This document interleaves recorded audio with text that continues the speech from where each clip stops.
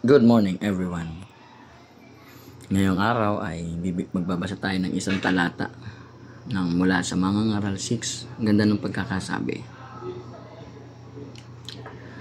Narito ang isang kawalan ng katarungan na nagaganap sa mundo. Isang tao na binigyan ng Diyos ng malaking kayamanan, maraming ari-arian at karangalan. Sa kasawiang palad, hindi niloob ng Diyos na tamasin niya ang kasiyahang dulot ng mga bagay na ito, bagkus ay iba ang nakinabang.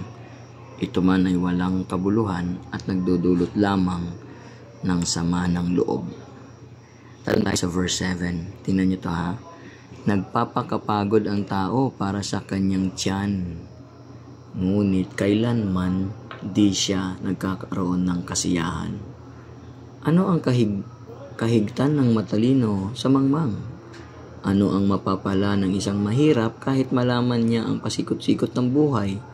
Mabuti pa ay masiyahan sa anumang kalagayan kaysa mangarap ng di naman makamtan. Ito man ay walang kabuluhan tulad ng paghahabol sa hangin.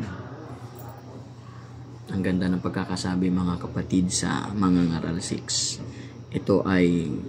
Ang title nito ay Walang Kabuluhan ang Kayamanan.